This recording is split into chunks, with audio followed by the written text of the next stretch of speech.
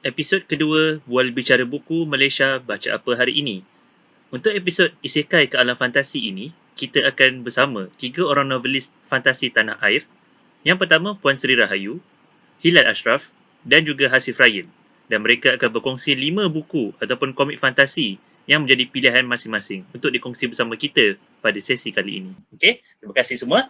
Jadi untuk pusingan pertama ini, saya ingin menjemput Kak Sri untuk berkongsi buku pertama beliau, buku fantasi ataupun komik fantasi yang dibaca oleh beliau, dan boleh kongsikan kepada kita semua mengapa beliau memilih buku tersebut untuk dikongsi pada malam ini. Dengan segala hormatnya, dipersilakan Kak Sri.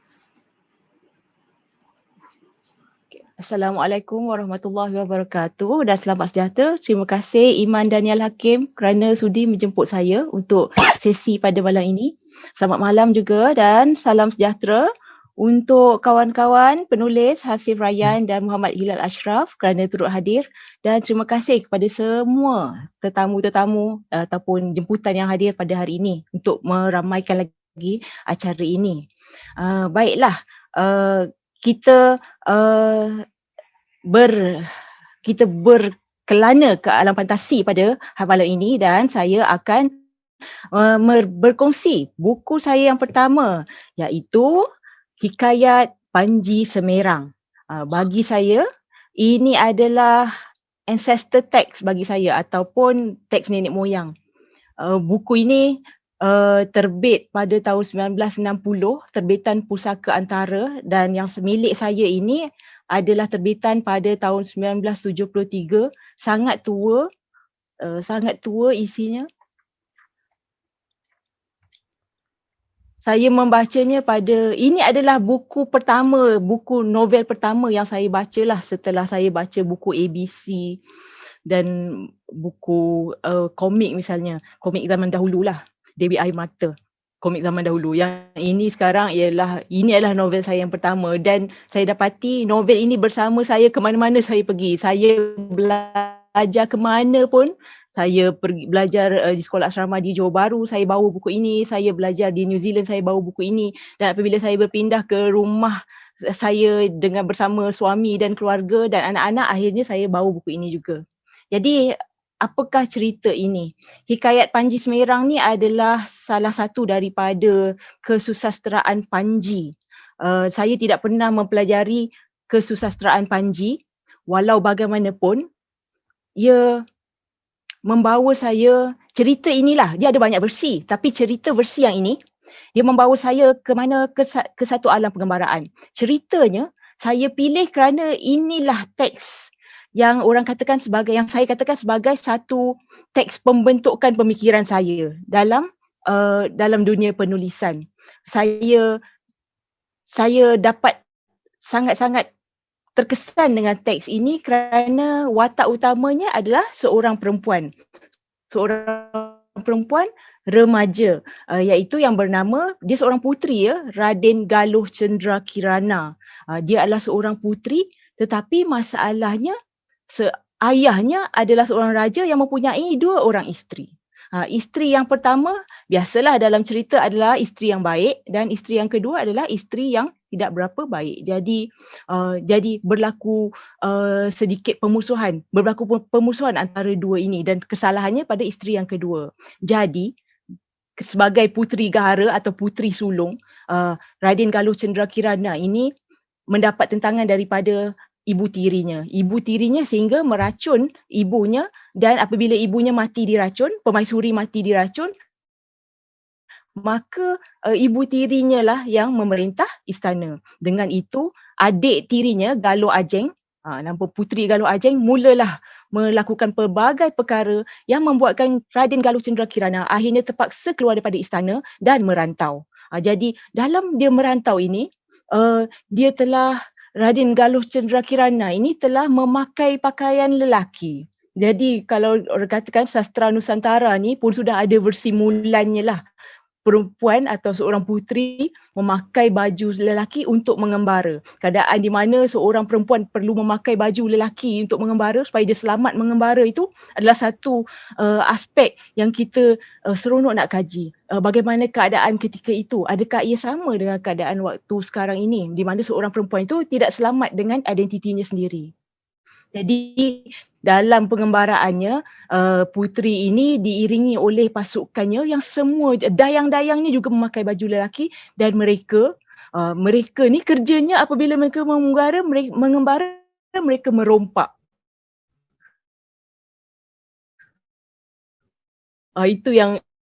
Itu salah satu aspek yang tak bawa satu kehidupan yang adventure lah bagi kumpulan ini.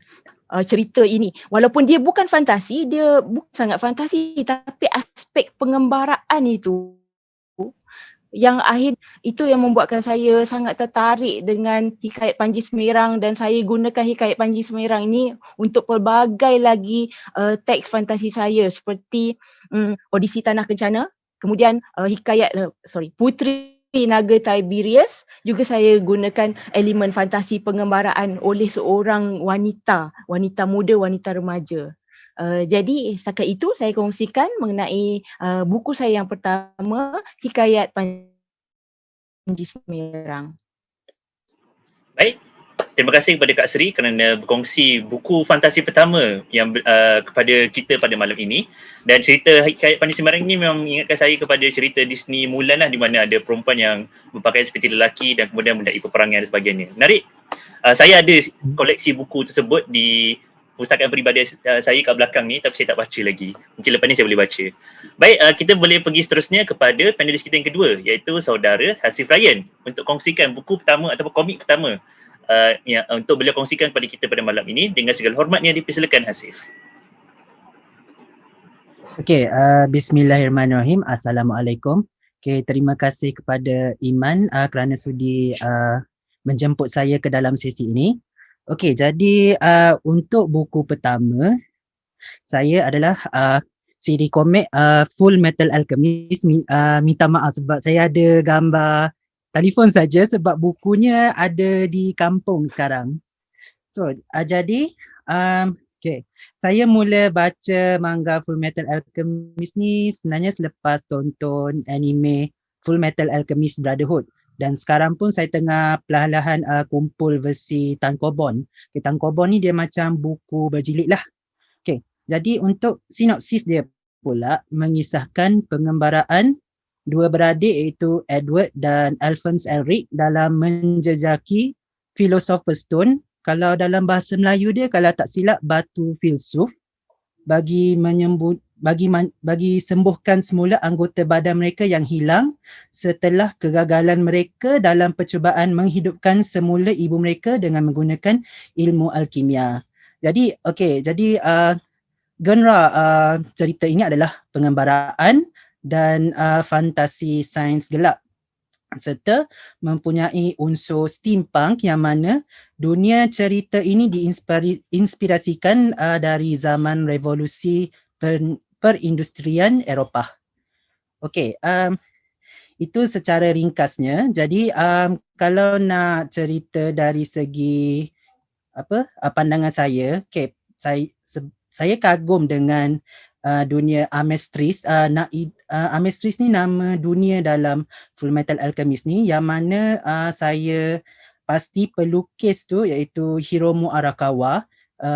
Untuk makluman, Hiromu Arakawa ni dia pelukis manga perempuan yang antara yang paling terkenal di Jepun, dan yang pasti dia telah lakukan sangat banyak kajian dari segi ilmu alkimia, ilmu falsafah, politik, peperangan dan juga unsur simbolik.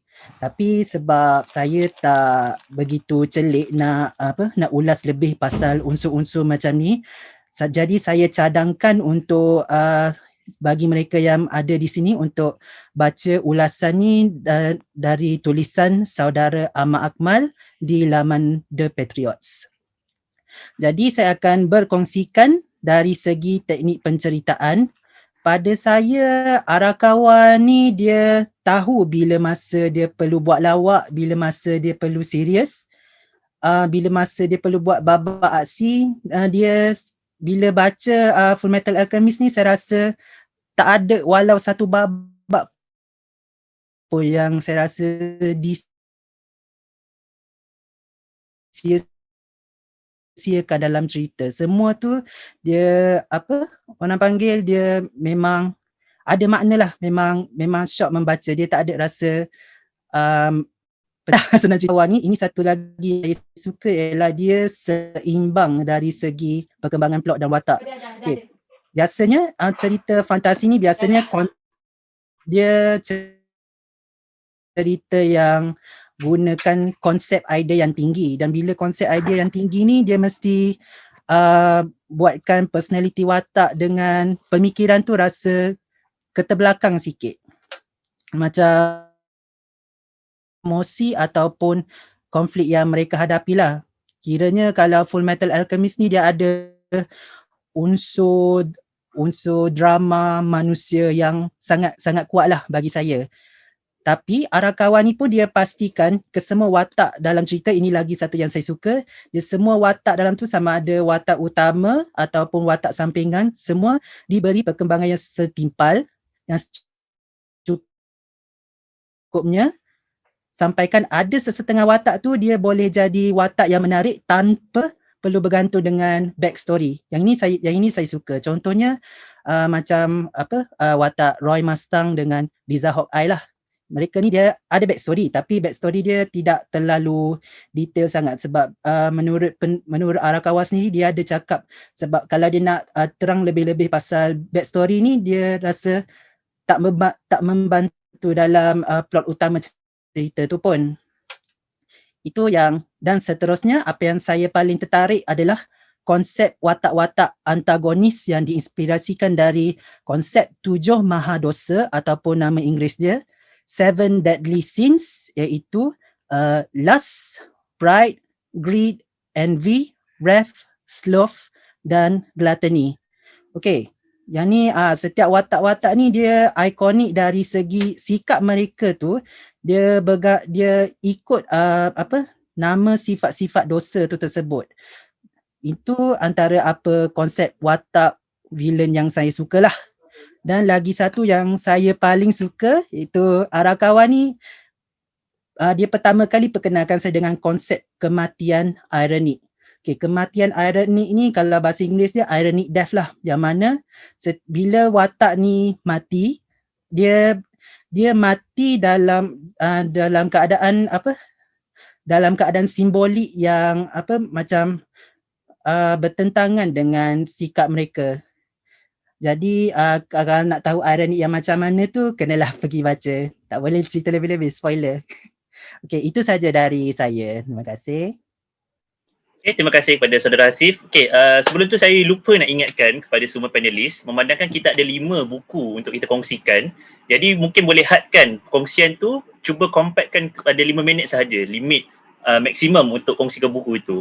Saya lupa nak pesan, jadi saya minta maaf sebab sesi pertama itu saya ada ingatkan, tapi untuk sesi kedua saya terlupa nak ingatkan. Jadi minta semua panelis untuk cakna.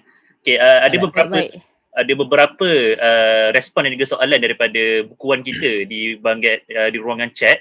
Ada yang kata dia baca Full Metal Alchemist daripada Kreko. Ya, memang siapa yang daripada generasi saya dan Hasif, memang kami membesar dengan membaca majalah mingguan Kreko, di mana semua manga daripada Jepun dikumpulkan dan dikompilasikan dalam Kreko. Jadi memang FMA pun salah satu daripada anime ataupun manga top 5 saya, pilihan saya untuk sepanjang hidup saya, sebab memang cerita ni memang cerita yang sangat mantap. Baik, dan juga ada satu soalan untuk Kak Seri yang di mana Pija Zangi bertanya, Puan Seri boleh tahu asal hikayat Panji Semerang? Tapi untuk soalan tu kita akan hold dulu, kita akan jawab di bahagian akhir sesi kita nanti. Kita akan kumpulkan soalan dan kita akan jawab. Boleh Baik, untuk perkongsian seterusnya, perkongsian buku pertama, kita akan jemput Saudara Hilal Ashraf untuk kongsikan buku atau komik fantasi yang beliau baca untuk dikongsi kepada kita. Dengan segala hormatnya dipersilakan. 5 minit saja kita banyak lagi buku kita nak kongsi. Right. Boleh dengar Boleh. Assalamualaikum semua. Terima kasih kepada Iman kerana jemput ke sesi ni. Saya segan sikit sebab jujurnya saya tak buat banyak persediaan. Pertama, saya baru tahu format semalam. Dan satu lagi minta maaf tak apa. Hari ni saya diserang migraine lah sepanjang tengah hari tadi. So ni pun gagahkan diri, alhamdulillah dapat sertai. Jadi perkongsian saya ringkas je lah. Memang Iman nak ringkas pun kan. Jadi buku saya yang pertama, ni semua daripada memori je. Buku kalau ada silap minta betulkan lah. So buku yang saya nak kongsi yang pertama adalah berjudul 1515 karangan Faizal Tehrani. So saya baca buku ni, saya pun lupa nak check dia terbit bila. Tapi seingat saya baca ke sekitar saya tingkatan 3, tingkatan 4 macam tu lah. So Faizal Tehrani ni kalau kita tahu secara umumnya dari segi sastra, dia seorang yang hebat lah sastra dia. Dan antara karya dia yang saya rasa semua orang insyaAllah akan baca adalah Kerana Manisnya Apple lah, di dalam antologi Komsas. Kita belajar ketika sekolah dulu. Dan cerita 1515 ni dia memberikan sejarah alternatif kepada keruntuhan Melaka. Ini bila Melaka dah jatuh di tawan Portugis dan Sultan pun lari. Jadi ada watak di situ dinamakan Tun Nyemah Mulia. Awal-awal dia Nyemah Mulia saja. Jadi dia ni seorang perempuan, tapi dia tak berpakaian lelaki lah. Jadi itu watak utama karya ni, dan dia bangkit menentang Alfonso de Albuquerque lah. So Nyemah Mulia ni lepas tu dia dapat gelaran Tun kerana akhirnya Sultan Melaka pun kurniakan dia tentera untuk tunjukkan perlawanan lah kepada orang Portugis, supaya taklah Melaka ni, orang Melayu ni nampak lembek sangat lah, kerana Melaka tu dikabarkan jatuh dengan mudah, jatuh dengan amat mudah. Jadi Tun Nyemah Mulia ni seorang Sri Kandi lah. Dia seorang yang istimewa, dikatakan ada banyak ilmu persilatan, ada sampai ada ilmu gaib dan sebagainya. Antara scene yang saya masih ingat adalah dia orang bertarung dekat kapal Alfonso de Albuquerque tu, kalau saya tak salah ingat lah. Dan Tun Nyemah Mulia ni siap tempat melompat-lompat di atas air. Saya tak boleh lupa lah scene tu. Okay? Harapnya saya tak salah ingat lah. Jadi kisah ni menarik sebab kita tak pernah, kebanyakan orang tak pernah dengar kisah ni, tapi dikatakan bahawasanya watak Nyemah Mulia ni bukannya rekaan 100%. Dia ada reference dia, cuma saya tak sempat nak periksa lah semua benda ni. Dikatakan dia adalah seorang perempuan yang memimpin 10,000 tentera, kalau saya tak salah ingat, menentang Portugis pada zaman Melaka. So watak ni dikatakan ada basis dia dalam sejarah lah. Jadi antara kritikan Faizal Tehrani juga berkenaan dengan isu ni adalah dia mempersoalkan sebab kita masyarakat Melayu ni famous dengan Hang Tuah. Jadi dia kata Hang Tuah tu begitu diangkat jasa dia, orang kata apa, peranan dia kan, cerita dia, tapi tak ada bukti. Di mana buktinya kewujudan Hang Tuah ni sangat diperdebatkan lah. Tapi Nyemah Mulia ni dikatakan ada reference berkenaan dengan kewujudan dia, tapi langsung seperti tidak diangkat. Okay. Langsung seperti tidak diangkat watak Nyemah Mulia. So itu antara perkara yang Faizal Tehrani mau bincangkan lah.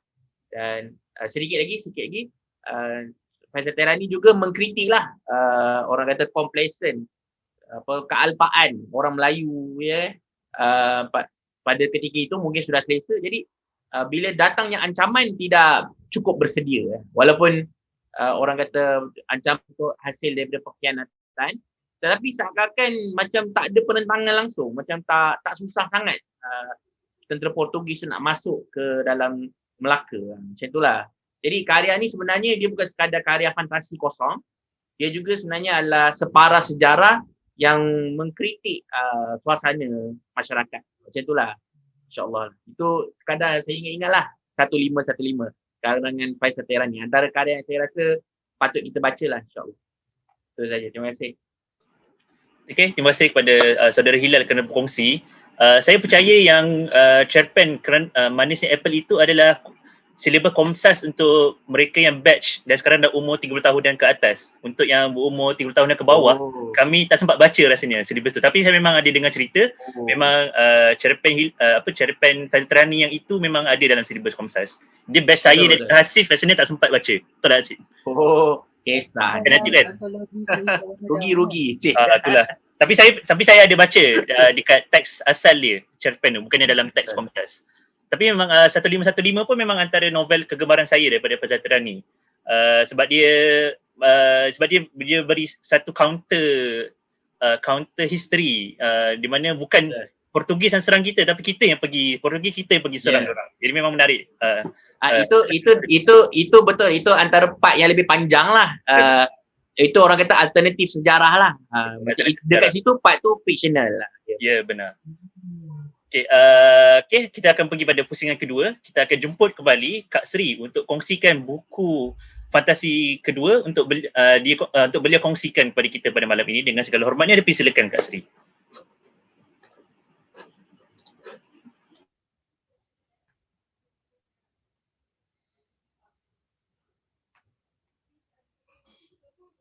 Kak Sri kena buka mic. Unmute. Yes. Okay. Alright. Okay. Baiklah. Okey, terima kasih sekali lagi.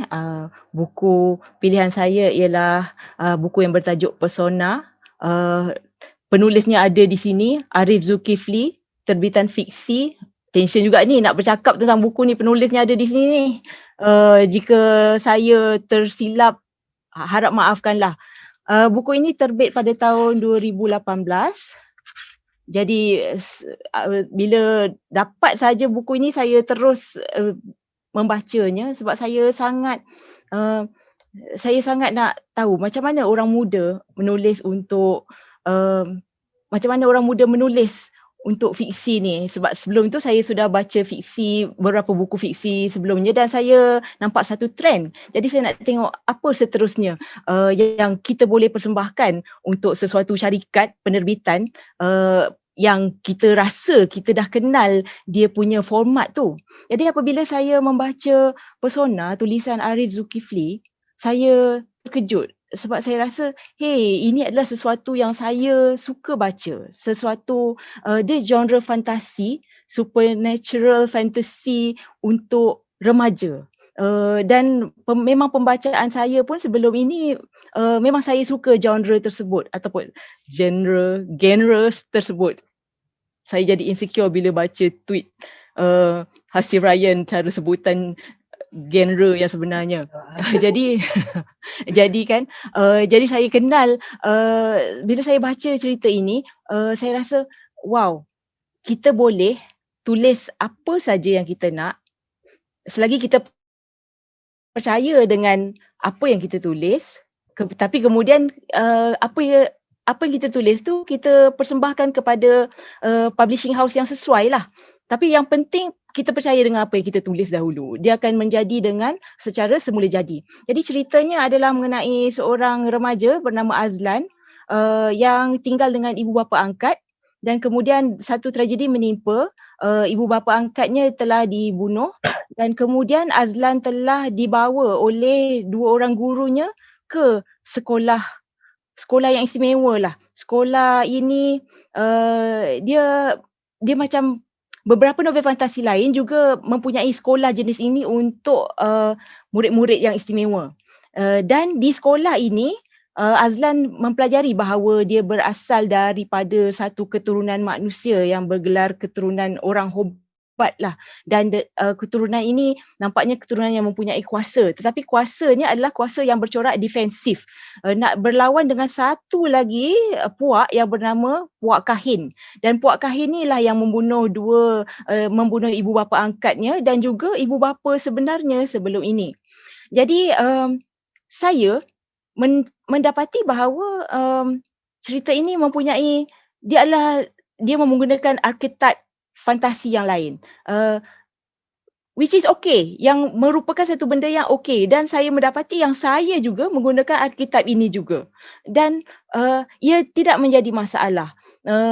Dia adalah kita tulis sebab susah nak cari sesuatu yang original. Semua benda telah digunakan daripada hikayat Panji Samirang sehingga ke sekarang kan. Jadi bila kita menulis tu, yang penting kita percaya dengan apa yang kita tulis, perasaannya sampai, dan buku ini telah membuatkan saya yakin pada diri saya yang saya boleh menulis apa yang saya suka, dan saya pun tulis sesuatu yang saya ingin sangat tulis, dan kemudian alhamdulillah saya pun dapat mengikut jejak langkah Arif Zulkifli. Terima kasih. Okay, terima kasih kepada Kak Sri. Arif Zulkifli mungkin tengah tersengih-sengih gembira sebab bukunya dipromosikan oleh Kak Sri. Dia pun dah ada promosikan dekat ruangan chat. Oh, sempat lagi Okey, tak apa. Memang saya tak nafikan yang Persona pun antara salah satu daripada novel kegemaran saya yang diterbitkan oleh Fiksi, dan memang seperti yang Kak Seri sebut, Fiksi selalunya dinisbahkan dengan penerbitan yang menerbitkan novel dengan bahasa-bahasa yang kotor, dengan cacian, maki dan sebagainya, tapi ada juga novel-novel fiksi yang bersih kata-kata bahasanya dan juga cantik tulisan ceritanya. Jadi bergantung pada kita lah untuk pilih yang mana. Itu perkongsian kedua daripada Kak Seri. Kita akan pergi kepada perkongsian buku kedua daripada saudara Hasif pula. Dengan segala hormatnya, dipersilakan. Buku kedua ni pula sekali lagi komik macam biasalah. Jadi komik kedua yang saya pilih untuk kongsikan hari ini adalah Digimon Adventure V Tema 01. Komik ni saya baca masa zaman remaja dululah. Jadi cerita ni dihasilkan oleh penulis Hiroshi Izawa dan pelukis Yabuno Tenya. Kebanyakan peminat tegar Digimon ni mungkin pernah baca manga ni. Lagipun manga berbeza, yang mana rakan Digimon dia tu bukanlah Agumon tapi seekor V-Dramon bernama Zeromaru. Sinopsis ringkasnya adalah kisah pengembaraan Taichi dan Zero untuk menyelamatkan dunia digital dari cengkaman Digimon jahat bernama Demon dan juga seorang budak bernama Neo Saiba. Kedua antagonis ni dia berkomplot nak cipta satu Digimon peringkat Ultra. Ultra ni dikira paling kuat lah, bernama Arcadimon. Jadi dari genre dia adalah pengembaraan fantasi dengan sedikit unsur science fiction, sebab mereka masuk ke dalam dunia komputer yang digelar dunia digital. Jadi ikutkan dari segi saya tak banyak yang saya boleh komen, sebab cerita ni dia Digimon, so mungkin ada bias sikit. Biasanya bagi peminat Digimon ni, di selain rekaan watak Digimon tu sendiri, mereka juga akan tertarik dengan kisah kembara serta interaksi sesama kanak-kanak terpilih dan juga rakan Digimon mereka. Pendek kata, nilai persahabatan dalam komik ni memang sangat kuatlah ditonjolkan. Dari segi plot pula, saya suka yang manga ni dia tak ditulis untuk jadi serius sepanjang masa. Jadi ada masanya dia boleh jadi serius, jadi seronok, kelakar, epik secara serentak. Bila jadi macam ni, saya anggap itu cara bercerita yang paling asli, paling pure untuk bagi kita rasa terhibur dengan naik turun emosi. Cuma kalau nak kritik sikit, cuma watak antagonis dia lah, dia Neo Saiba ni dia mudah sangat insaf. Dia mula-mula digambarkan sebagai kejam dan tak berhati perut, tapi lepas dia sedar rupa-rupanya dia dimanipulasi oleh Demon, dia jadi baik semula dalam satu bab saja. Selepas tu dia langsung tak dipertanggungjawabkan atas perbuatan dia. Itu kritikan saya lah. Tapi apa babak yang paling saya suka dalam cerita ni, mestilah bila Zeromaru tu dia bertukar menjadi Alphonse V-Dramon. Itu Digimon favourite saya lah. So itu saja untuk perkongsian buku kedua dari saya. Terima kasih kepada Hasif. Memang Digimon tema, Digimon V tema kan tajuk dia. Itu pun antara yang saya baca waktu saya di Asasi UIA beberapa tahun yang lepas. Dia sedikit berbeza daripada Digimon yang kita semua tahu, Taichi dan kawan-kawannya. Tapi memang Digimon saya yakin yang siapa yang menonton live dan juga yang hadir memang tahu Digimon adalah salah satu anime atau ikon yang ikonik bagi kita semua, dan kita semua akan rasa nostalgia yang syahdu, yang sedu bila kita dengar lagu Butterfly daripada Koji Wada tu. Butterfly tu antara lagu yang bila saya dengar bulu roma saya akan meremang. Dia memang automatik kan DJ tu, sebab betapa berhantunya lagu tu. Jadi memang Digimon memang antara yang terbaik lah. Dan waktu Digimon Last Evolution Kizuna tahun lepas ditayangkan di wayang. Saya sempat tengok dan beli merchandise baju di GSC. Waktu babak terakhir tu memang saya menangis lah sebab itu dah jadi perbaraan terakhir Taichi dan juga Agumon kan. Memang saya tak nak fikir saya menangis lah walaupun sebab betapa sebabnya kan perjalanan tu. Jadi terima kasih kepada Hasif kerana berkongsi bacaan kanak-kanak beliau waktu childhood beliau. Okay, kita akan pergi pada Abang Hilal juga untuk kongsikan komik ataupun buku fantasi beliau yang kedua pada malam ini. Dengan segala hormat persilakan. Baik, novel yang kedua yang saya nak kongsikan pada malam ni adalah antara novel yang sangat popular juga di Malaysia ni, iaitu novel Bagaikan Puteri, karangan Ramli Awang Mursyid. Ya. Watak utamanya adalah Saifuddin Jalis ke Saifuddin, nama dia Saifuddin. Cerita ni panjang sebenarnya, dia ada banyak siri. Dengar kata sampai 9 buku. Tak tahu betul tak betul. Sebab saya baca sampai buku ketiga saja. Jadi lepas tu saya tak baca dah. Menariknya cerita ni dia mengisahkan zaman sekarang. Haryani, watak utama lagi seorang adalah Haryani. Dan Haryani ni kena ragut. Dan kemudian dia jatuh dan koma, dan dikatakan roh dia terperangkap ke kurun ke-15 lah. Dan perjalanan cerita tu kemudian mereka ni dia ni bertemu lah dengan siapa ni, dengan Saifuddin ni lah. Okay.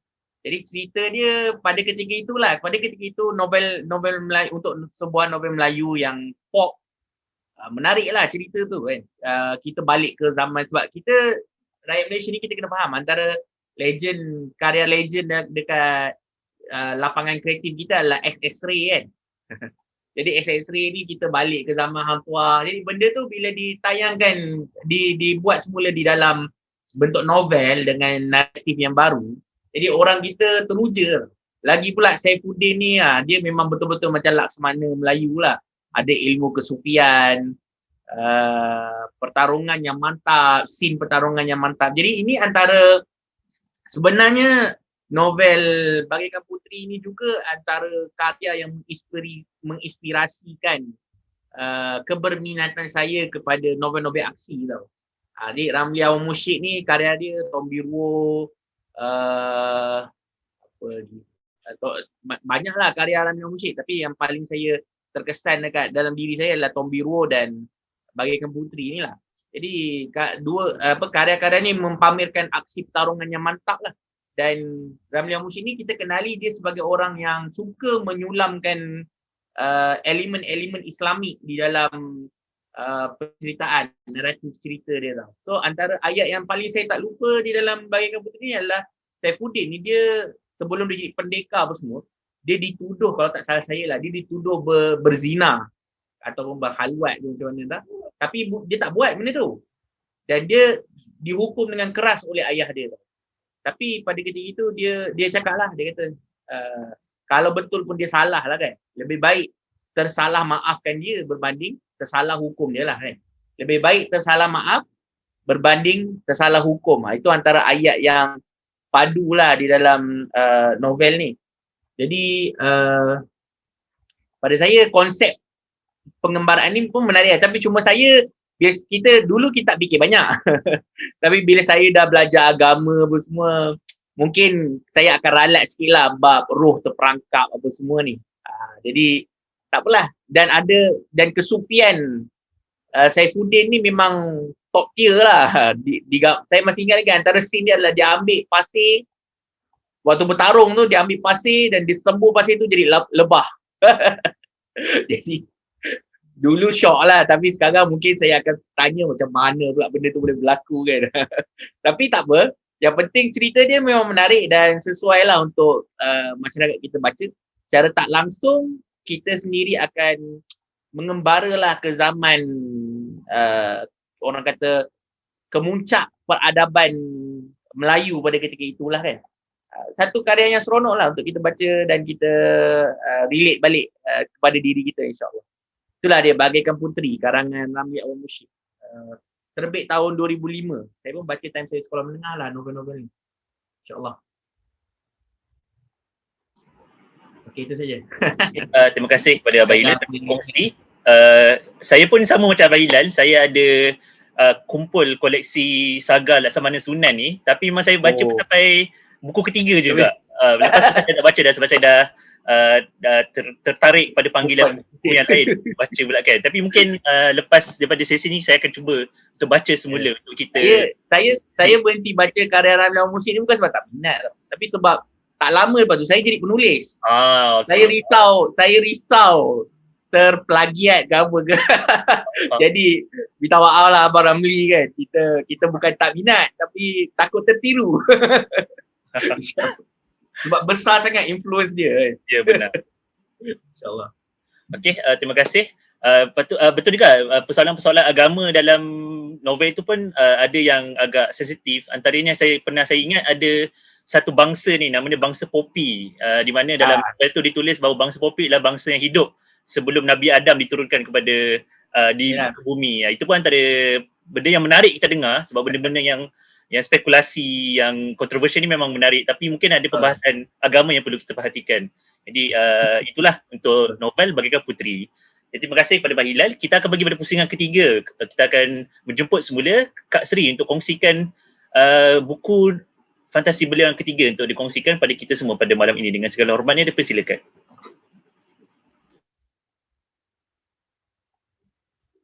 Kena unmute dulu. Okay.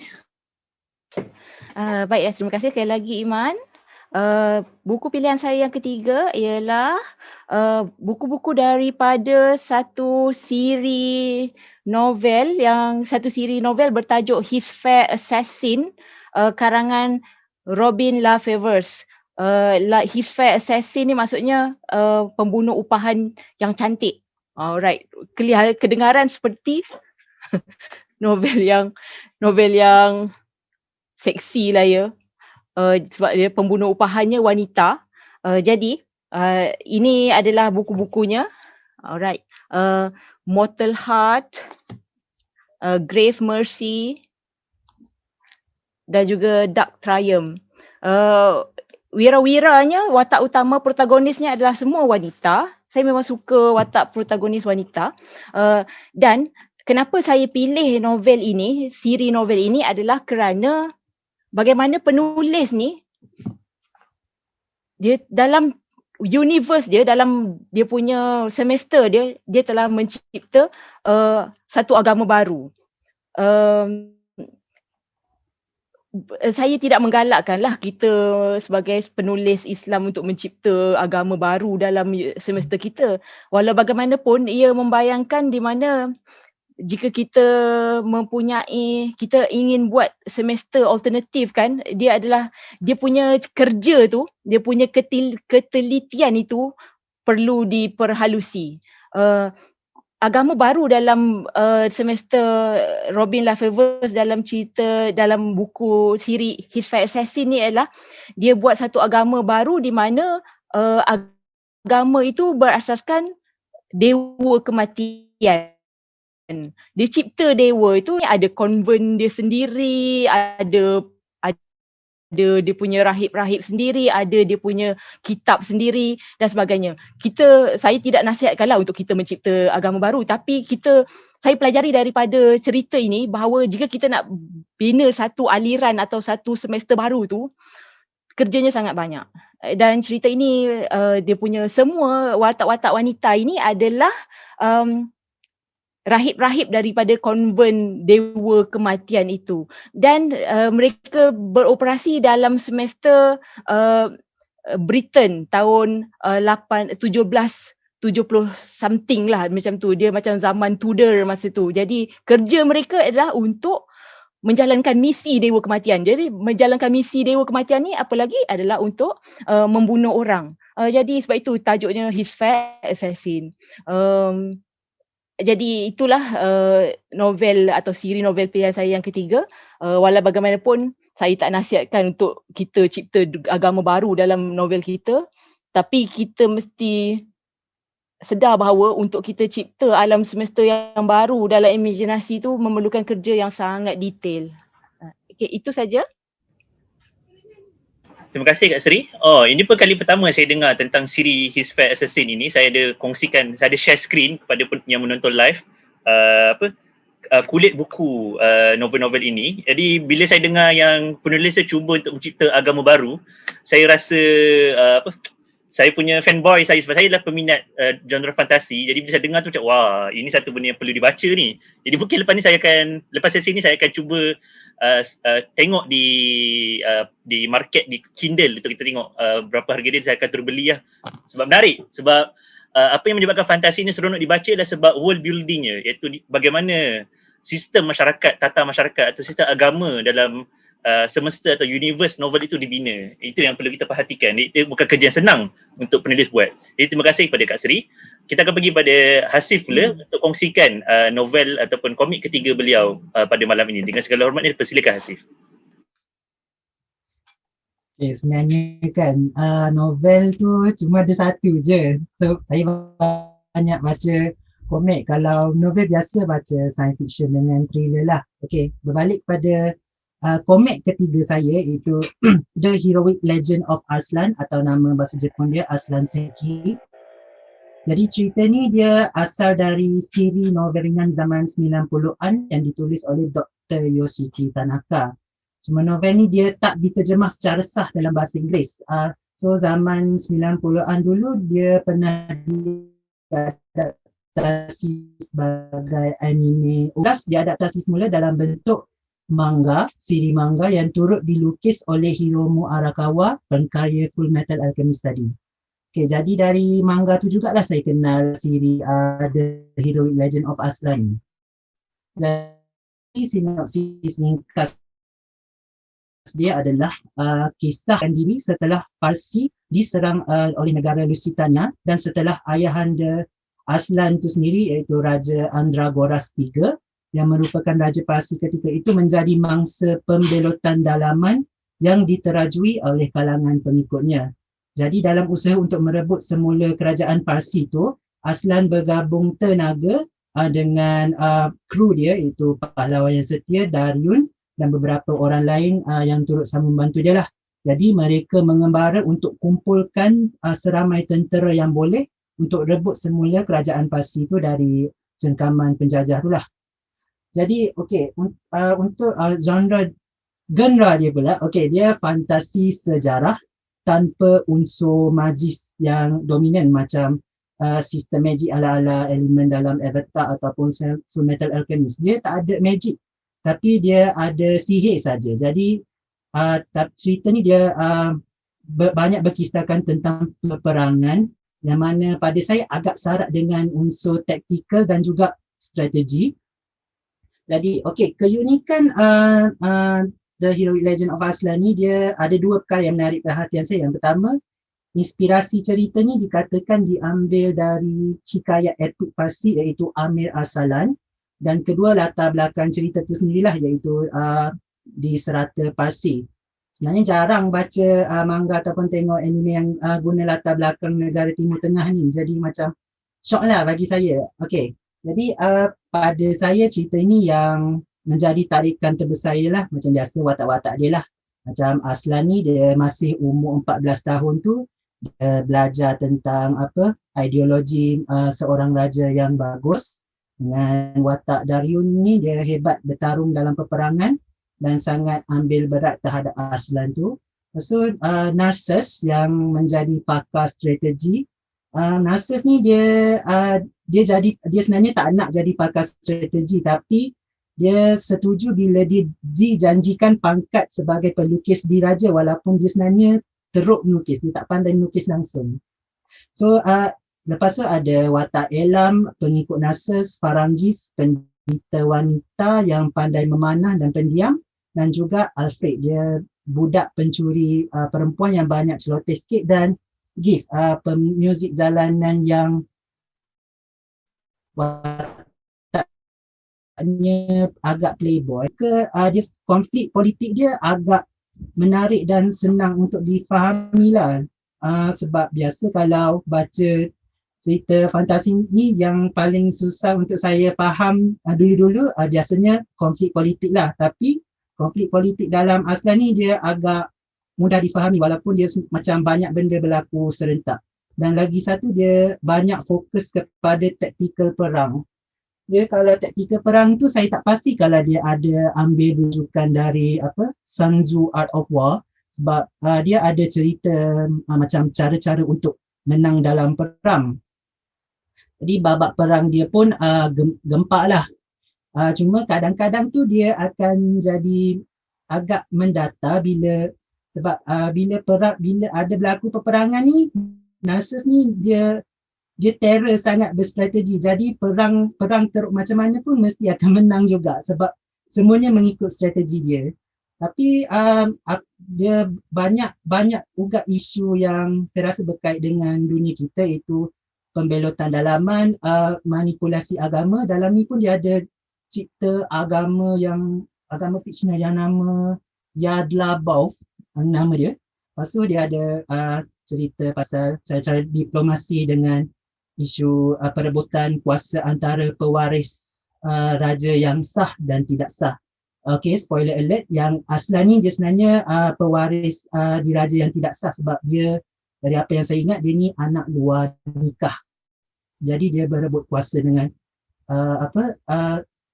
anak saudara kepada Raja Andragoras tu sendiri. Jadi itu saja dari saya. Terima kasih kepada Hasif. Bila tengok style lukisan tu pun memang jelas sangatlah itu lukisan Full Metal Alchemist kan. Maknanya memang betul lah daripada pembangkang yang sama. Okay, terima kasih. Itu pun salah satu tajuk yang baru saya dengar malam ini. Maknanya banyak bahan bacaan to be read saya sebab wah, rupanya banyak lagi buku-buku atau komik yang saya tak pernah baca lagi yang menarik untuk kita baca. Dan itulah kenapa saya buat inisiatif Bual Bicara Buku ini, supaya kita boleh tahu ada banyak lagi buku-buku di luar sana yang menanti untuk dibaca. Tinggal kita nak cari atau tak saja. Terima kasih kepada semua panelis yang berkongsi. Baik, kita akan pergi kepada Abang Hilal untuk kongsikan komik ataupun buku fantasi beliau yang ketiga untuk dikongsikan kepada kita pada malam ini. Silakan. Terima kasih, Iman. Yang buku-buku yang saya akan kongsikan seterusnya ni adalah tiga manga yang teragung lah. Mungkin pada era sebelum ni sikit. Dan sekarang saya tak tahu, 3 manga terhebat sekarang saya tak tahu. Tapi sudah boleh agak 3 bit manga yang sebelum ni sikit. Pertamanya, ni bukan ikut turutan terhebat tapi yang saya nak cakap sekarang adalah Naruto lah. Okay, jadi saya baca Naruto ni lama dah tapi saya start baca Naruto ni sebenarnya waktu saya tingkatan 2, tingkatan 3 je lah pada waktu. Tapi Naruto ni dia dah bermula daripada tahun 1999 Dia dilukis oleh Masashi Kishimoto lah. Okay. Dia mengisahkan Naruto, watak utama, seorang ninja. Cerita ni adalah berkenaan dengan cerita ninja lah. Dan mereka ni Naruto ni dia sering dipulaukan, tak disukai oleh orang kampung Konoha tu kan. Jadi dia ni watak orang kata underdog lah. Awal-awal semua benda tak pandai, ninjutsu tak pandai, apa tak pandai, buat semua tak reti. Jadi pembaca dibawa mengekori orang kata Naruto ni punya perkembangan karakter development dia. Daripada tak ada apa-apa kepada makin hebat lah. Cuma cerita ni memang seronok dan pada saya agak sederhana lah. Dia tak terlalu ekstrim sangat sampai melilau jauh kan. Sampai watak-watak sampingan banyak sangat filler ke apa, tak. Dia bagus, dia seimbang. Boleh kata macam orang kata Arakawa Sensei tadilah buat Full Metal Alchemist kan. Yang Arsalan saya tak baca. Tapi Full Metal Alchemist tu memang sangat dipuji lah. Dia punya pace, dia punya perkembangan semesta dia kan. Naruto ni dia macam tu juga. Dia tak ada terlalu over, dia tak terlalu melirik. Cuma kalau saya boleh katalah yang agak mengecewakan sikit, bila dia dah nak sampai kat hujung-hujung perjalanan manga dia ada dalam 72 volume lah. Saya pun lupa berapa bab. Saya rasa lebih 700 bab sebenarnya. Jadi Naruto ni dia dah mula tak hebat kerana usaha dia tau. Dia dah mula hebat kerana dia ada mewarisi benda-benda yang special kan. Macam bapak dia adalah Hokage, kemudian ada dia diwariskan orang kata apa, serigala tu. Tapi itu awal-awal natural juga. Tapi awal-awal itu menjadi cabaran dia. Tapi bila dia dah makin-makin, tiba-tiba dia ni juga adalah reincarnation daripada Ashura lah, apalah kan. Semua power-power dia tiba-tiba darab dengan 10. Lebih kurang macam tu lah. Tiba-tiba dia jadi automatic hebat yang melampau-lampau. Kerana dia diberikan Deus Ex Machina tu lah. Tiba-tiba je dia ada power-power ni kan. Tiba-tiba je dia warisi ni. Tiba-tiba je dia dapat solusi untuk buat benda ni. Benda tu dilihat agak rush lah ujung-ujung tu. Tapi kalau siapa yang ikuti manga Naruto ni dari awal, dia memang sangat inspirasi. Dan kadang-kadang kita baca komik ni boleh meleleh air mata. Sebab dia sangat orang kata apa, fit the feeling lah untuk orang-orang yang lonely, orang yang sering disisihkan, orang yang tak dipercayai. Saya dulu bila kita kata nak menulis novel, kita nak jadi novel, orang pandang lekeh dengan kita tau. Boleh ke tulis novel kan? Nak bagi makan apa kan, kalau tulis novel ni ada rezeki ke. Jadi bila kita baca Naruto ni, kita relate tau waktu-waktu tu lah. Cuma itulah kecewa lah sikit bila hujung dia tu dia dah lari daripada semangat asal dia untuk empower the underdog character lah. So itu Naruto lah. Tapi pada saya still karya yang baik. Dan kalau kita sebagai penulis nak belajar naratif dan perkembangan karakter, lagi-lagi sub karakter sampingan, Naruto antara karya yang pada saya panjang dan seimbang. Dia kalau pendek memang mudah kan, kalau pendek memang mudah nak seimbang, tapi Naruto ni dia panjang, tapi pada masa sama dia agak seimbang lah, insyaAllah. Jadi itulah perkongsian berkaitan Naruto. Terima kasih pada Abang Hilal. Bleach pula. Oh, dia dah beritahu awal lah. Okay. Okay. Viewer lari. Betul, tak nak ni sebenarnya selain daripada Digimon, antara anime yang bila saya tengok dan saya menitiskan air mata di wayang adalah Naruto juga. Waktu filem Naruto The Last, yang di mana Hinata dicolik, dibawa ke bulan, kemudian dia kahwin, ada anak sebagainya. Saya ingatkan cerita Naruto akan habis dah tamat di situ. Saya nangis lah kan, sebab dia seolah-olah saya melepaskan childhood saya. Tapi rupanya ada sama dengan Boruto pula. Dia macam alamak. Spoiler pula. Tak apa-apalah kan. Kita tunggu dulu. Kita tunggulah. Tapi belum bagus lagi. Boruto belum bagus lagi. Kan. Tapi terima kasih kepada Abang Hilal kerana berkongsi tentang Naruto pada kita. Dan memang saya sarankan Naruto juga adalah salah satu manga yang patut dibaca. Sangat patut dibaca. Ceritanya panjang tapi stabil. Memang memang kesemua aspek dijaga dengan baik oleh Masashi Kishimoto. Jadi sekarang sebenarnya dah pukul 10 dan kita baru saja kongsi 3 buku sebenarnya. Saya tak pasti kalau sempat atau tak untuk kita kongsikan 5 buku untuk ketiga-tiga panelis, tapi kita akan cuba. Jadi saya minta kerjasama daripada ketiga-tiga panelis kita untuk cuba kita kejar masa supaya dapat juga kita kongsikan 5 buku ni. Jadi tanpa buang masa, saya nak jemput Kak Sri untuk kongsikan buku keempat dan terus juga kongsikan buku kelima beliau pada malam ini. Silakan dengan segala hormatnya.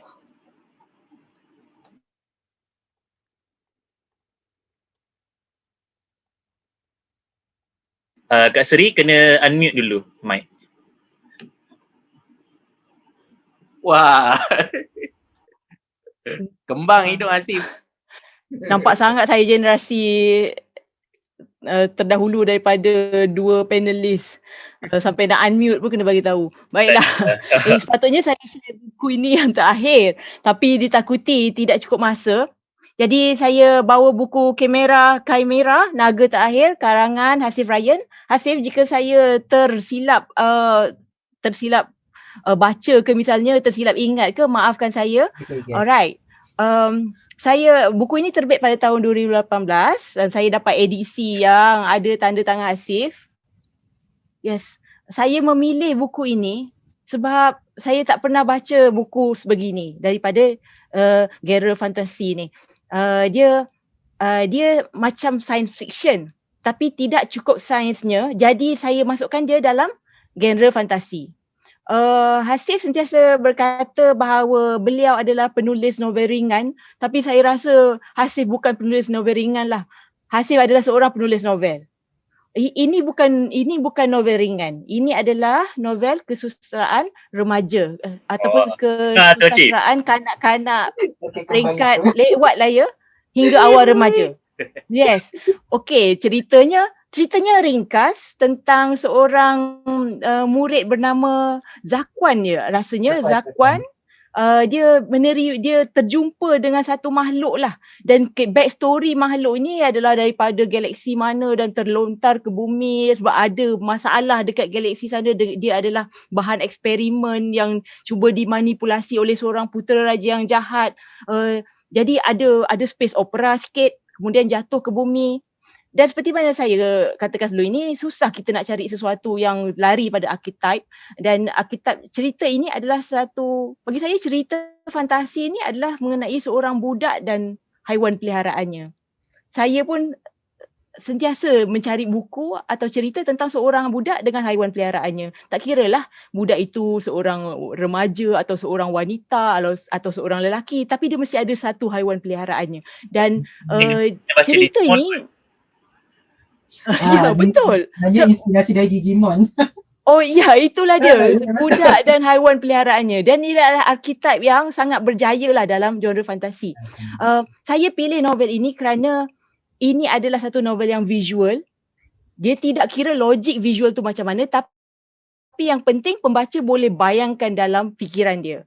Dan selagi kita sebagai penulis boleh menulis visual itu, InsyaAllah orang tidak akan persoalkan logiknya sangat. Tapi bila visual itu menarik perhatian, membawa kesan di hati, dia akan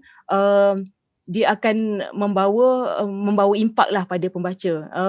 Saya rasa Hasif Rayyan lepas ini anda adalah seorang penulis novel. Dan novel ini untuk strata-strata umur tertentu. Ini bukan ringan langsung. Tidak ringan langsung. Begitulah. Alright, Iman ada sikit masa atau nak saya tamatkan? Mungkin boleh, tak apa, kita lamsamkan terus buku keempat dan kelima. Penulis saya pun akan baiklah. Keempat dan kelima. Silakan.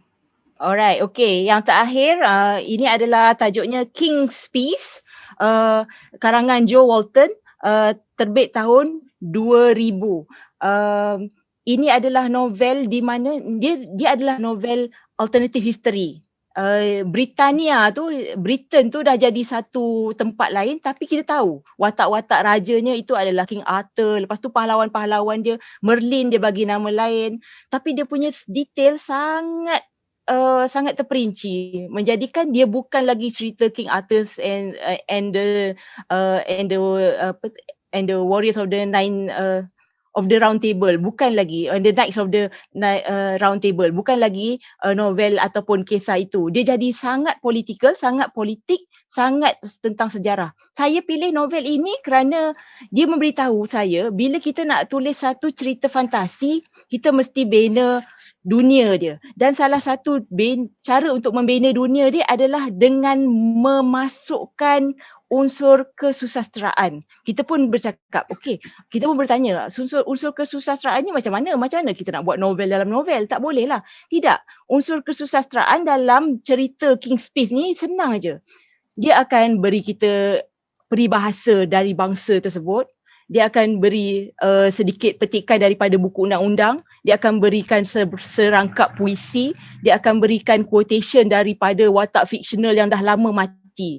Jadi bila itu berlaku, bila pengarang itu berlaku, pembaca boleh bayangkan dunia itu sebenarnya lengkap dengan sejarah dan sastranya. Dan sejarah dengan sastra ni lah yang membina dunia ciptaan kita. Jadi saya gunakan format ni untuk cerita Puteri Naga Tiberius sebab saya tahu saya tak boleh masukkan semua world building dalam Puteri Naga Tiberius. Jadi saya cipta kesusastraan untuk dunia tersebut. Jadi novel ini banyaklah memberi inspirasi kepada saya. Terima kasih. Okay, terima kasih kepada Kak Sri. Saya pun sebenarnya baru je habis baca novel Kak Sri Puteri Naga Tiberius. Semalam baru habis dan saya ada kongsikan di Twitter saya. Saya perasan. Oh, ada perasan dan kebetulan bersekali dengan novel. Ya, ada. Novel ini juga, The Name of the Wind, tulisan Patrick Rothfuss. Ini sebab memang minggu ni memang minggu fantasi lah, sebab memang kita nak ambil mood sempena bual bicara buku kita fantasi kan. Jadi memang saya punya orang kata, saya punya fantasi punya feeling tu dapat dipenuhi lah minggu ni. Memang sangat banyak lah membuat-buat rasanya, dan malah bertambahan lagi sebab ada cadangan buku-buku menarik daripada penulis semua. Baik, kita pergi pada Hasif lah, kongsikan buku keempat dan buku kelima terus untuk malam ni. Silakan. Okey, komik keempat saya pilih adalah Vinland Saga karya Makoto Yukimura. Dia ni siri manga fantasi sejarah yang diinspirasikan dari sejarah Viking dengan mengguna latar belakang England pada tahun 1013 Masihi. Jadi dalam masa ni kebanyakan England tu ditakluki oleh Raja Denmark, nama dia Sweyn Forkbeard, dan semasa baginda Nazak berlaku konflik perebutan takhta antara dua puteranya iaitu Putera Harold dan Putera Canute. Cerita ni pun dia katanya diambil inspirasi dari catatan sejarah seperti The Flatey Jarbok, Saga of the Greenlanders dan Saga of Eric the Red. Okey, jadi cerita ni sebab sebenarnya saya baru baca, jadi apa yang saya kongsikan sikit lah. Jadi saya akan mulakan dengan plot kiranya backstory of the Vinland Saga ni. Okey, watak utama dalam Vinland Saga ni budak tu nama dia Thorfinn. Okey, masa zaman budak Thorfinn ni dia tinggal di Iceland yang sejuk. Dia selalu dengar cerita tentang kewujudan tempat bernama Vinland yang dikatakan cuacanya panas dan tanahnya subur. Jadi suatu hari semasa ayahnya pergi berlayar, dia pun menyusup dalam kapal. Cuma tanpa dijangka, kapal mereka tu diserang oleh sekumpulan tentera upahan yang diketuai Askeladd yang kemudian membunuh ayah Thorfinn tu. Okey, spoiler minor. Okey, sejak itu Askeladd ni dia ambil Thorfinn sebagai tentera upahan dia, walaupun dia tahu Thorfinn ni dia memang berniat suatu hari dia nak bunuh Askeladd tu suatu hari nanti. Dan selepas itu Thorfinn dengan pasukan Askeladd ni dia berkhidmat semasa penaklukan Denmark di London yang masa tu di bawah kuasa Thorkel the Tall. Okey, jadi apa yang saya paling suka dengan Vinland Saga ni, dia emosi dia pada saya sangat epik lah. Dia bagi pengalaman membaca yang epik dan penuh perasaan. Tapi apa yang paling saya suka dengan Vinland Saga ni, dia ada satu persoalan yang pertikai prinsip Viking tu, yang mana Viking ni dia ada satu prinsip yang mana mereka beriman, mereka percaya dengan kekuatan sendiri dan tidak ada benda lain. Jadi Thorfinn ni dia persoal kehendak lelaki masa tu, yang bila mereka nak jadi Viking ni mesti dia nak jadi tentera, pergi belayar, hidup sebagai orang kuat. Dan Thorfinn persoal hidup itu apa yang bagus sangat sampai cetuskan peperangan dan membunuh orang sekeliling. Jadi itulah dia punya perjalanan cerita Vinland Saga ni. Setakat ni katanya dah ada 179 bab dan bakal tamat tak lama lagi. Sebenarnya sebab dah nak tamat tu saya tertarik nak baca cerita ni. So cubalah baca Vinland Saga. Okey, seterusnya 5. Ini satu-satunya novel yang ada dalam list saya, iaitu novel A Monster Calls oleh Patrick Ness. Yang mana idea asal diinspirasikan dari rakan penulis Patrick Ness ni, mendiang Siobhan Dode yang kemudian meninggal akibat barah payudara. Okay, jujur cakap saya mula kenal dengan novel ni lepas saya siap tulis draft pertama novel khayalan iaitu dengan terbitan Iman Publication. Ada kawan pelukis ni dia cadangkan saya tonton filem dia sebab ada persamaan konsep watak iaitu Imaginary Friend, tapi sebab filem tu lambat lagi nak keluar, saya terus baca novel dia dulu.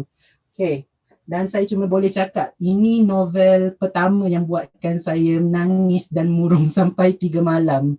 Bila ingat satu babak ni dia terus rasa nak sebab nak keluar air mata lah. Jadi A Monster Calls ni dia kisah drama fantasi mengisahkan kesulitan Connor untuk menerima keadaan ibunya yang sedang menanggung sakit barah. Suatu malam Connor ni dilawat oleh seekor raksasa berupa makhluk pokok hiu yang macam dalam gambar tu, yang beritahu dia akan terus melawat untuk beritahu Connor 3 cerita, dan cerita keempat tu mesti diberitahu oleh Connor sendiri. Maknanya cerita keempat ni sesuatu yang Connor sendiri tidak berani untuk menceritakan kepada sesiapa. Basically the story of his own fear lah. Jadi jadi dalam cerita ni apa yang saya paling mengesan untuk saya adalah bila si raksasa tu dia paksa Connor untuk ceritakan apa yang cerita keempat tu. Memang masa tu ya Allah menangis teruk lah. Dia cerita macam mana perasaan Connor untuk hadapi kematian ibunya yang memang dah tak ada harapan lagi nak sembuh. So basically cerita keempat tu dia nak pujuk Connor bahawa perasaan dia tu tak salah. Begitulah. Okay, jadi cerita macam ni kira sangat dekat lah dengan saya sebab saya pun pernah alami pengalaman ada imaginary friend yang kalau nak tahu lebih baca khayalan lah, dan perwatakan si raksasa tu pun memang sebiji macam dia. Jadi itu saja perkongsian dari saya. Terima kasih kepada saudara Hasif Ryan kerana berkongsi buku keempat dan kelima beliau. Jadi kita terus pergi kepada panelis kita yang terakhir iaitu Bang Hilan untuk kongsikan pula komik keempat dan kelima fantasi pilihan beliau untuk dikongsikan kepada kita semua pada malam ini. Dengan segala hormatnya, dipersilakan. Terima kasih Iman. Jadi dua komik yang saya nak share ni adalah Bleach dan One Piece lah. Okay. Bleach dikarang oleh Tite Kubo. Tak tahu betul tak aku sebut nama dia. Satu lagi One Piece dikarang oleh dilukis dan dikarang oleh Ichiro Oda lah. Jadi Bleach dah habis, Bleach dah tamat, dan manakala One Piece masih meneruskan lagi kekuasaannya dan melebihi 1000 bab. Dan Bleach ni dia cerita pasal Shinigami lah, orang kata dewa kematian, tapi dia dalam bentuk ada organisation Bleach ni, dan bagaimana seorang remaja ni dia dapat kuasa Shinigami ni, dan kemudian dia terheret di dalam konflik dunia Shinigami tersebut lah. Okay, secara ringkasnya lah. So saya mulakan dengan Bleach dulu secara ringkas. Ada sebab kenapa saya pilih tiga komik ni. Pertama, 3 komik ni saya baca berulang kali. Jadi dia menarik dari segi naratif. Macam kita cakap tadi, Naruto dia agak seimbang. Manakala Bleach ni dia paling teruk sekali lah dari segi naratif. Naratif dia paling kacau sekali. Tetapi dia ada satu konsep yang menarik. Dia di mana dia cerita pasal dewa kematian, dan kemudian sebenarnya orang tak dapat nak tangkap tau mesej sebenar Bleach ni. Dia lebih kepada orang ingat dia cerita action macam tu je lah. Power up. Orang ni ada power ni, kemudian orang ni cancel power ni. Macam tu je lah cerita dia sampai habis kan. Dia ada banyak tier power. So dia menarik lah. Konsep power dia bila pedang tu boleh imitate kita punya roh. Jadi dia keluar dalam bentuk image roh kita lah sebenarnya. So setiap orang ada masing-masing punya pancaran senjata lah kan. Jadi menarik benda tu. Cuma dia ada masalah dari segi naratif lah, di mana watak-watak ni dia suka jelaskan kuasa masing-masing. Kemudian nanti musuhnya pun jelaskan kuasa dia. Kemudian orang baik pun tahu macam mana nak cancel kuasa musuh. Maka kalahlah musuh. So boleh kata hampir setiap orang tunjuk kuasa lebih kurang sekali dua je. So dia masalah dekat situ. Kemudian cerita dia berkembang. Tiba-tiba je tengah cerita ada 5 watak baru. Tiba-tiba je ada 10 watak baru datang. So itu Bleach. Sangat problematik lah dia punya naratif cerita. Tapi menarik untuk jadi kajian kes kita lah kan. Kemudian dia punya power dia tu langsung tak ada skema tau. Masing-masing power macam nak hebat sangat. Tapi sekejap sebelum tu macam lemah sangat. Tiba-tiba rupanya dia ada senjata misteri. Dia yang paling hebat sekali. Macam itulah cerita dia berulang-ulang lah sampailah cerita tamat. Dalam keadaan rushing kerana katanya lah Tite Kubo ni dipaksa untuk habiskan cerita tu dengan laju lah. Tapi bila yang menariknya Bleach ni, falsafah dia mendalam. Kalau kita nak tahu lebih, kita kena ikut Reddit dia. Kena pergi cari Reddit Bleach. Baca perbincangan-perbincangan di situ. Rupanya vision Tite Kubo, tapi tak tahulah itu vision sebenar Tite Kubo ke tak, ke fans dia je yang pergi cook up benda tu kan. Tapi falsafah dia lebih mendalam. Dia nak cerita sebenarnya pasal konspirasi Nobel, orang-orang elit yang mencipta Tuhan palsu untuk menguasai dunia ni lah. Tapi benda tu tak dapat dekat dalam komik. Dia tak sempat nak jelaskan benda tu dalam komik. Kalau nak tengok benda tu kena pergi cari. Dia ada novel dia juga, Bleach ni. Lepas habis cerita tu dia ada novel dia. Tapi benda ni hangat diperbincangkan di dalam Reddit dia lah. Untuk saya lah, sebagai seorang penulis, saya suka benda tu. Pada masa yang sama mengambil iktibar daripada kerosakan naratif Bleach ni lah. Okay, kita pergi kepada One Piece. One Piece sekarang masih berjalan lagi. Kalau Naruto tu seimbang, Bleach tu naratif tunggal terbalik. One Piece ni dekat tengah-tengah. One Piece ni dia sederhana tapi nampaknya lah sebab sekarang dia masih tengah berjalan. Kalau perasan, komik One Piece sekarang dia dah makin kecil. Perasan tak? Kalau siapa tengok lah, siapa ikuti One Piece, dulu dia punya satu panel tu macam ada banyak ruang lah. Okay? So, macam ada satu watak kan, macam tu kan. Tapi sekarang, satu panel dia, watak jadi kecil-kecil. Sebab tiba-tiba dekat satu masa di dalam cerita One Piece ni, dia perkenalkan hampir 50 watak serentak. Lebih kurang lah, berpuluh-puluh watak serentak dalam satu event. Jadi lepas tu, watak-watak ni dibawa ke hadapan kan. Jadi cerita dia mula jadi pack dan banyak perkataan. Jadi orang kena baca, kena tengok elok-elok. Tapi orang masih ikuti. Sebab dari segi naratif, One Piece masih jaga dia punya cerita tu. So macam dia punya power up, dia punya orang kata polemik dunia dia. Benda tu masih dijaga dengan baik lah. Cuma cerita dia dah jadi makin compact dan dalam keadaan sekarang ni Ichiro Oda ni macam di-stresskan untuk tamatkan cerita tersebut dengan baik lah. Jadi sampai Ichiro Oda pun beberapa kali cakap bahawa dia akan habiskan dengan baik cerita tersebut dan harap fans bersabar sebab One Piece ni dah 22 tahun kalau saya tak salah lah. Jadi One Piece ni jadi cerita pasal pirate, watak utama nak jadi Pirate King, Raja Lanon, okay? Jadi cerita dia menarik lah. Pada saya Bleach tu letak tepi. Bleach tu agak fantasi sangat. Tapi One Piece ada elemen yang kita boleh relate. Sebagai orang yang ada impian dan cita-cita yang besar dan ramai orang suka perlekeh cita-cita kita. Jadi Luffy ni watak utama ni memang semua orang perlekeh lah dia punya cita-cita. Tapi dia jenis biar pi orang cakap apa. Janji aku nak jadi Raja Lanon kan. Orang lain siapa yang halang, siap dia. Macam tu lah. Jadi cerita ni menarik. Tapi saya memandang cerita ni dari naratif, dari perspektif seorang penulis lah. So banyak benda dari segi penceritaan, pembinaan, world building, kita boleh ambil daripada 3 manga ni tadi, Naruto, Bleach dan One Piece. 3-3 ni macam ada dia punya mazhab masing-masing. Yang kita boleh orang kata ambil iktibar lah sebagai penulis kita, insyaAllah. Jadi itulah nak kongsi 3 manga penting yang saya rasa kita semua kena baca lah sebenarnya. Terima kasih Abang Hilal.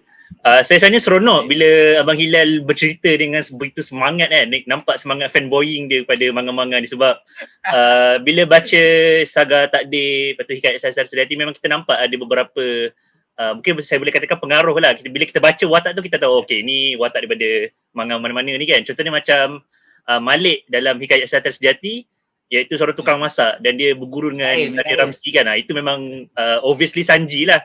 Vince Vaughn Sanji dalam One Piece kan. Jadi sebagai seorang yang membaca kedua-dua manga One Piece dan juga membaca karya Abang Hilal, kita seronok bila baca ada parallelism tu kan. Jadi kepada yang menonton secara live, bacalah One Piece. Masih lagi hebat. Ini pun saya ada beli Shonen Jump daripada Jepun yang ada One Piece episode 1000. Saya order pada adik saya yang belajar di sana.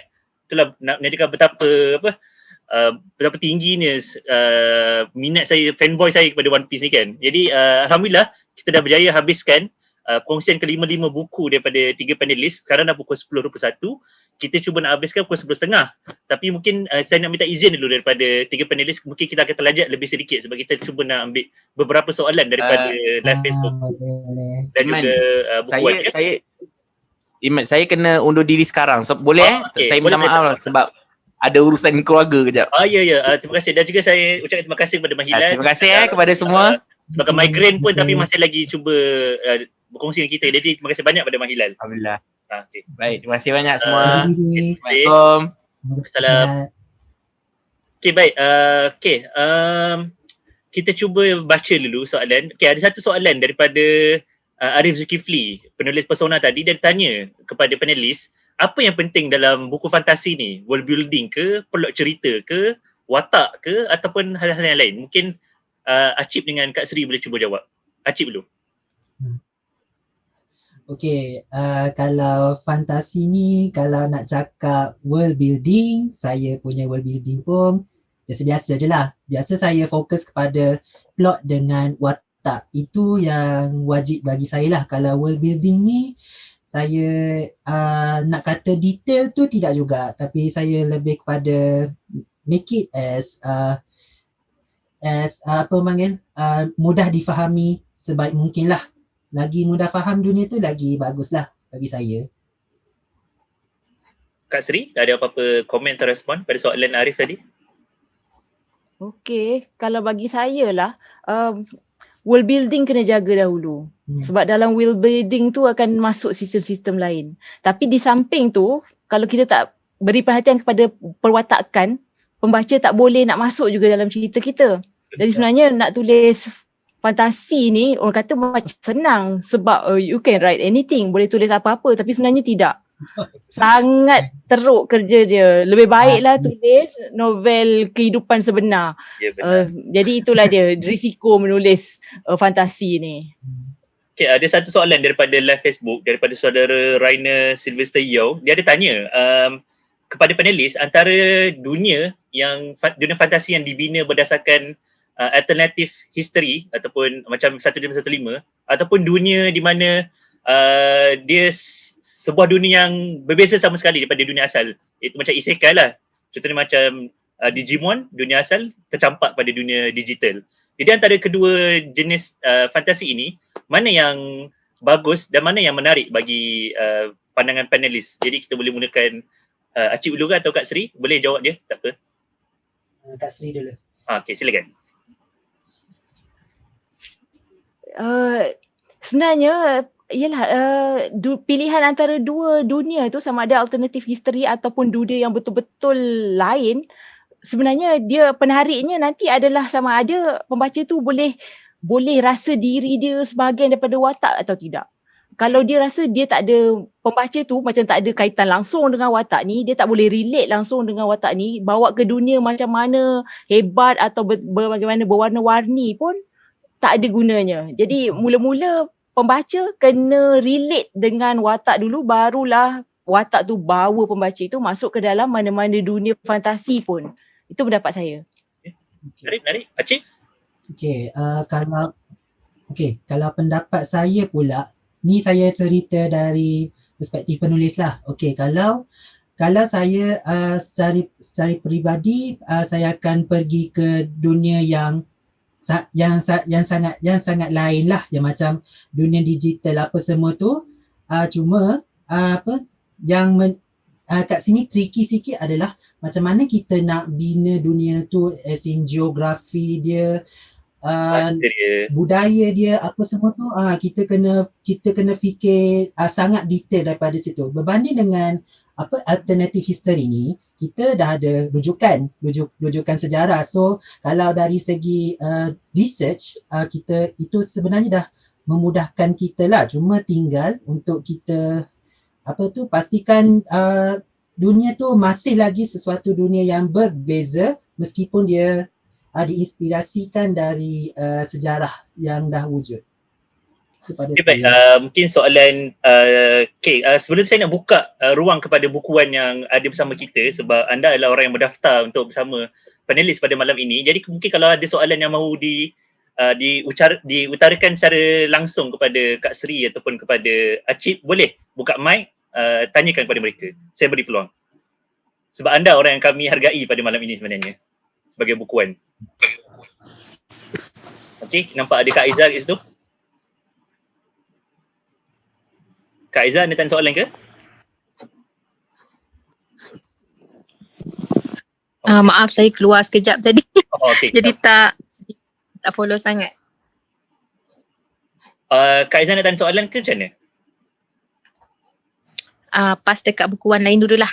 Okey, saya Saya mungkin kalau ada siapa nak tanya, saya beri peluang. nampak di chat tu ada soalan di chat from Takif to everyone. Saya rasa soalan ni menarik. Okey. Okey, kalau Adakah tak ada sci-fi dinaungi fantasi? Okey, kalau tak ada siapa yang nak tanya secara live, kita ambil soalan daripada ruangan chat. Soalan daripada Takif, adakah science fiction adalah fantasi ataupun tidak? Okey, mungkin pandangan daripada panelis.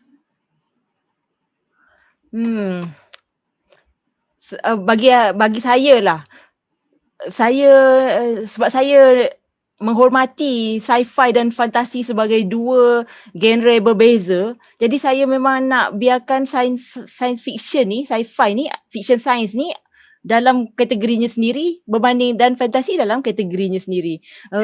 Tapi itu adalah pandangan peribadi saya. Mungkin sebab saya ni skema kan. Saya nak sci-fi tu dipenuhi dengan fakta sains dan fantasi ni dipenuhi dengan pembinaan magis dan world building yang lain daripada dunia yang ada. Jadi saya rasa sci-fi dengan fantasi berbeza. Okey, bagi saya pula, adakah sci-fi dinaungi fantasi ni, kalau saya lain sikit lah. Okey, sebab saya pun masih dikira agak baru menulis, jadi saya ambil pendekatan, saya gabungkan kedua-dua, iaitu sains dengan fantasi. Macam Kimera tadi yang Kak Sri bagi tahu, dia ada sains tetapi dia tak begitu jelas. So kalau itu adalah cara saya untuk untuk gabungkan unsur sains fantasi. Kalau dalam manga dan anime sebenarnya konsep sains fantasi ni sangat mainstream. Antaranya Fullmetal Alchemist pun dia sebenarnya ada unsur sains dan fantasi serentak. Macam alkimia tu sendiri, kalau kita tengok dia sebenarnya itu sains, walaupun di kategori mungkin ada yang anggap benda tu pseudo sains. Kalau saya ada salah sebut sini, minta maaf ya.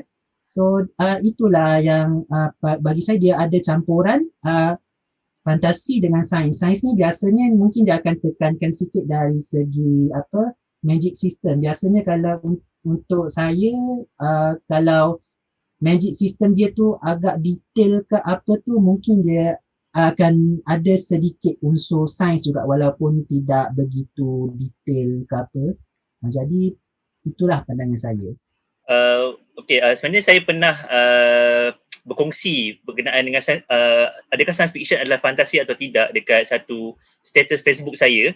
Sebab waktu tu saya terbaca satu novel, judulnya Pandemonium, macam yang anda lihat di skrin, tulisan Daryl Gregory.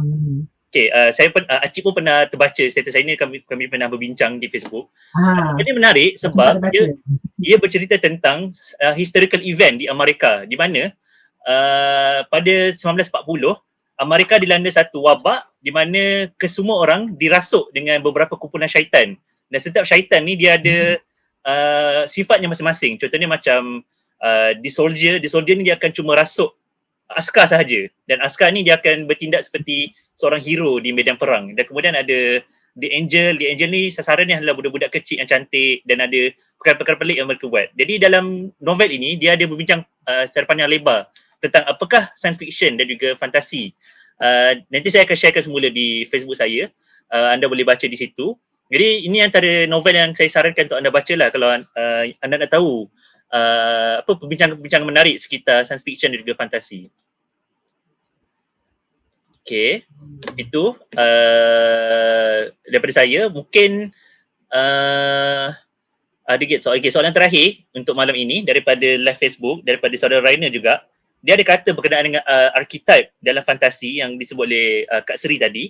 Okey, apakah cerita yang mempunyai subvert archetype seperti A Song of Ice and Fire dan juga Game of Thrones sesuai ditulis untuk pasaran tempatan, ataupun pasaran tempatan ni untuk pembaca-pembaca Malaysia ini lebih sesuai kalau kita sekadar ikut stereotype atau archetype yang biasa rakyat kita baca. Jadi macam mana? Faham tak soalan dia? Saya rasa bagi saya, kita sekarang dunia perbukuan ni, terutamanya kalau kita pulih lepas COVID ni, sebenarnya dunia perbukuan sudah boleh menerima fantasi arketip Game of Thrones tapi sudah ikut etnisiti ataupun kepelbagaian etnik di dunia. Kita tengok ada banyak novel yang berdasarkan etnik-etnik yang berbeza sekarang. Sudah makin diterima.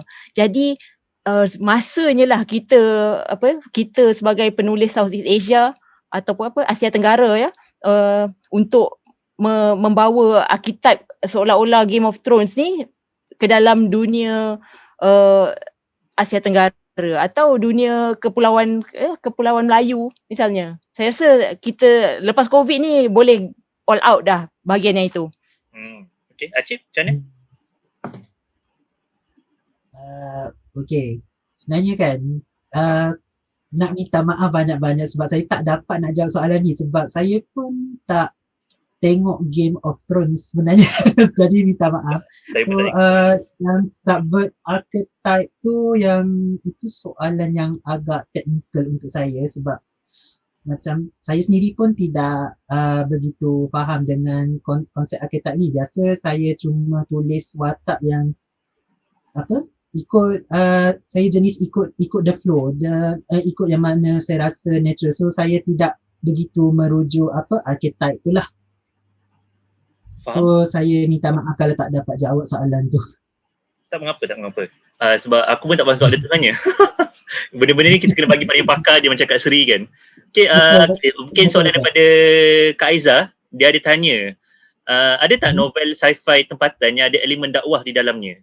Mungkin di pengetahuan Acip ataupun Kak Seri, boleh cadangkan kepada Kak Aiza. Saya satu ni tunjuk.